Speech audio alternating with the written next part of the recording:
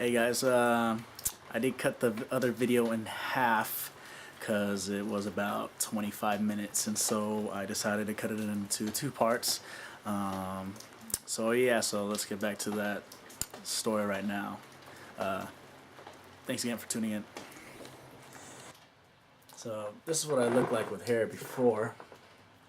Right, I used to have like a little comb over going on, and then I buzzed it like this, and it was crazy because I kind of had like it was kind of scabbing, and so when the hairdresser was cutting my hair, as soon as she saw it, she kind of like freaked out, and she was like, "Oh my gosh, like, are you okay? Is this infectious? Like I had leprosy or something?" And then luckily there was another hairdresser there, or I'm not really sure what they're called, but um, luckily there was another barber there, and she was like, "Oh, I've seen this before." Luckily, she said she used to be a pharmacist in her country, and so she was like, "I've seen something like this before. I'll go ahead and finish cutting his hair for you," because the girl was freaked out, and I don't blame her, because I do have a picture of what it looked like too. This is what my head looked like, not just in the back. This is just a picture of the back of the head, but it also looked like in the front, so basically everywhere. It looked something like this. So yeah, obviously it was nasty, and so again went to urgent care because my dermatologist didn't have the availability for me either, and he went ahead and gave me a stronger topical steroid. So you know how I told you guys I was using betamethasone dipropionate before, but he said that's since it's a cream and since it's like a class 4 steroid, you needed something stronger. So he gave me a class 1 steroid, which is called clobetasol. And so I used clobetasol, and when I used clobetasol, it cleared up within about a week and a half. As for the groin area, the more I started taking methotrexate, the more the rash got kind of better, and I was still using like mometasone furoate. I don't know if you guys remember me mentioning that in my past videos, which is a lower steroid as well. And it actually started flaring up around my armpit areas as well. They said you could use mometasone furoate here as well, so at pretty much anywhere with thin skin.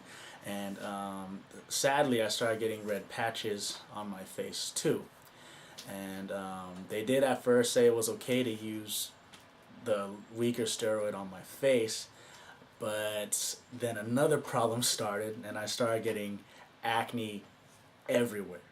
And it was, I don't have a picture of it, but I kid you not, it was terrible. It was everywhere on my face. I mean, I still might have some remnants of the acne, but like, it wasn't just like areas. It was pretty much my whole face was just bumpy. It was kind of disgusting.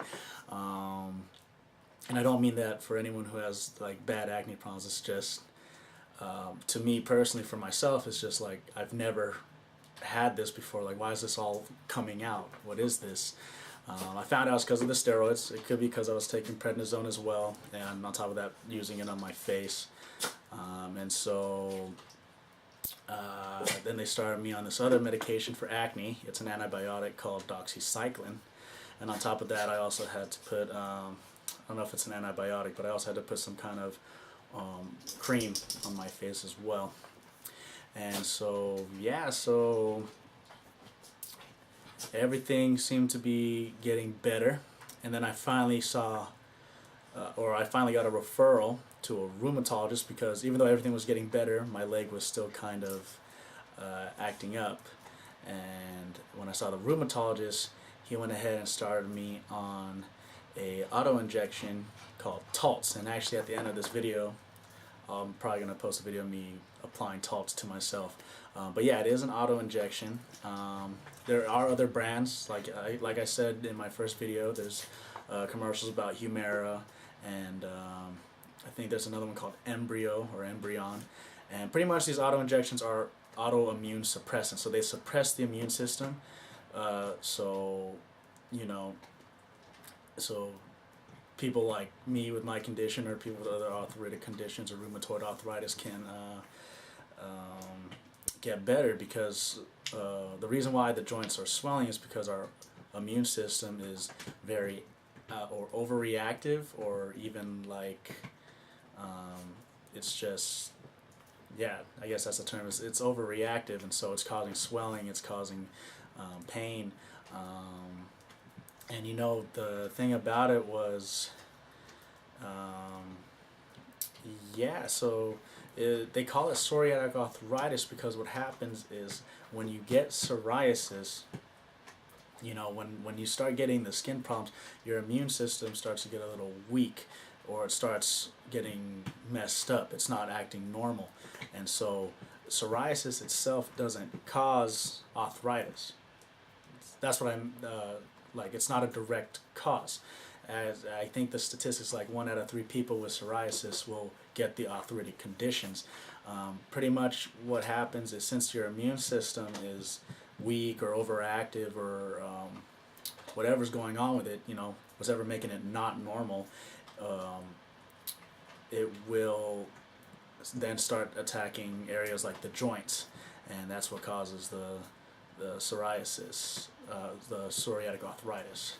And so it's not directly linked to it. So if you have psoriasis, you it's not going to say like, oh, you're going to get arthritis. It's just it just depends how your immune system reacts to all the changes and what's going on. And so when I started seeing the rheumatologist, he finally also diagnosed me, because I finally reached all the criteria to diagnose me, and so I was missing a couple of them. And so pretty much what they needed to diagnose me was, I did have a positive test for HLA-B27 allele. I finally found out who had psoriasis within my family, which was my grandfather on my dad's side. He didn't have the arthritic conditions though, but he did have like flaky skin on the scalp. And then not only did I have it in the family, but I did have, it wasn't really bilateral arthritic conditions, but it was, it was spreading. If it was just knee effusion like the doctor thought at first, it would have just stayed in the knee, because it spread it to my foot and to my ankles. They knew something was going on. And then there was other conditions. I mean, I had the rash too, so the rash is also part of the conditions. I had inverse psoriasis, which is another condition, and so there was I think they say you had to reach 6 criteria. I'm not sure what all 6 of them are, but I pretty much had enough where they said, okay, so we could finally diagnose you with this disorder. Now it's not a full diagnosis because they're still kind of figuring out my treatment. It's working so far. I'm able to walk. I have no pain, at least sometimes. I'm still not able to work because, again, as an EMT, you do a lot of squatting and a lot of leg lifting, and so my work's waiting on me to. Luckily, they've kept me on, and they're waiting for me to be able to come back with no restrictions. So that's the problem too. Is my doctor's been signing me off to go back, but because I'm still restricted, it's a liability to have someone with my condition working right now until I'm 100% better. But I do gym. I'm trying to strengthen my leg muscle as much as I can, but to my discretion. And what I mean by that is, if my body hurts, I shouldn't do it. Is pretty much how I'm working out with it. So if I do something with my leg, like say a squat, and it's not comfortable and it hurts, then I'm not going to do that exercise again, or maybe with lighter weight. So pretty much I'm just listening to my body and how my body reacts. I try to push as much as I can because, maybe I think sometimes it might be just mental, but then again, I don't want to re-injure myself. I don't want to go through that pain again, and I'm just hoping everything works out. And so, yeah, that was my whole journey with psoriasis right now. And yeah, so you guys are pretty much up to date with what's going on. I'm still trying to get back to work. I have an appointment February 21st, 2019, And so we'll see what if my doctor will sign me off, or if the rheumatologist will sign me off without any restrictions. I'm no longer doing physical therapy, but I am doing my own physical therapy, if that makes sense, because they showed me all the exercises I need to do. And you know, I used to play football back in high school for a couple of years at least, so I kind of learned lifting mechanics a little bit. And you know, I also did volleyball in high school, so even though we do some lifting there too, because you know, we gotta jump high. So and yeah, guys, thank you for listening to my story. I hope it was enlightening. I'm probably gonna post another part just to show the steps and medications and explain everything. But yeah, one last thing I want to say is my story does not say what everyone's gonna go through. There's different kinds of psoriasis. You know, there's like plaque psoriasis. There's I forgot what the other ones were called, but there's different kinds of psoriasis. It comes up all sorts of places on the body, and it's raining, and it's just, again, like I said, there's multiple auto injections. So maybe your doctor will give you embryo, or maybe your doctor will start you straight off Humira. It just kind of depends on their decision. Again, I'm taking Taltz. That's my auto-injection treatment right now. And even my doctor told me if Taltz doesn't work, if I don't get better within like the year, then they're also going to start me on Humira.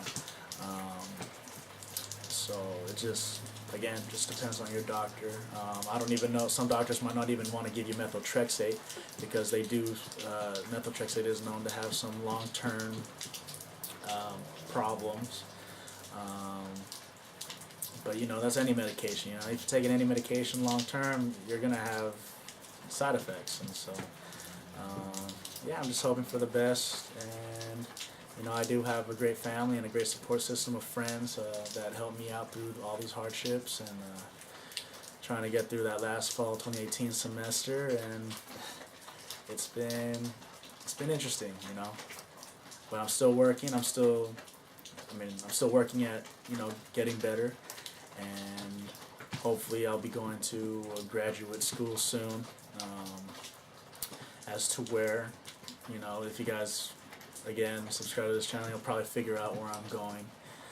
I do have an interview this Tuesday, actually, at a school in Vegas, so we'll see how that works. But yeah, again, thanks for listening, guys. Thanks for tuning in. And I'm probably going to show a clip right now of how to do your auto injection. So here we go. Thanks, guys.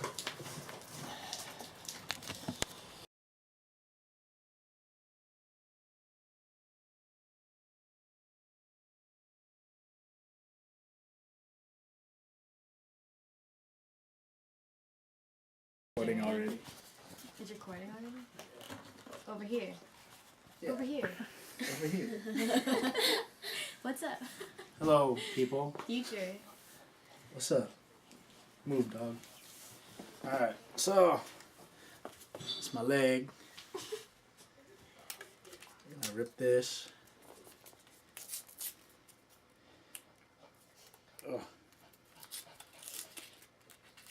A little white.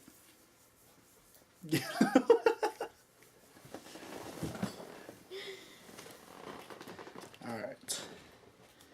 And you're gonna twist this, right? Comes off the cap. And we're gonna unlock it. Let me see what it looks like on the inside, bro. Oh, like that. There's a little needle. You see that needle? Whoa. Alright. You're gonna stick it here. And then I'm gonna try and relax my leg, because it hurts when it's tense. So let's relax it. Alright, ready? 1, 2, 3. Ooh. Right? Oh my goodness. Ooh. Oh, it goes all the way. Yep. Oh. Okay. You remove it. You never seen him do this before? Nope. Where's the zoom, bro? Oh, it's Right here. like... I got it. Yeah, it oozes out a little bit. Oh, shoot. But it's okay. And it bleeds a little bit too, but it's Right, and then you just It's right there. wipe it with the alcohol wipe again. Ooh, does that sting? A little bit. Thanks, buddy. This one's all interested. I've never seen it before. And then you just, and then you dispose of it properly, and that's it. All right, thanks, guys. Deuces. Thanks for tuning into my D-car special. D-car. Rock on! Oh! I didn't know you never liked needles. I don't do this. I didn't know that. It's a big-ass band-aid. Mia Annalise Ramos. Yeah. Are you using my thing? Yeah, it's a vlog. I should have brought that to Joshua Tree on. I like these ones. Well, we could go again. Hey, we on the strong wild. Unbothered. Where's my slippers? Eli. Yep, right there. Yeah. Kuya, are my slippers there? Oh, sorry. Kuya. I don't know. It's on me.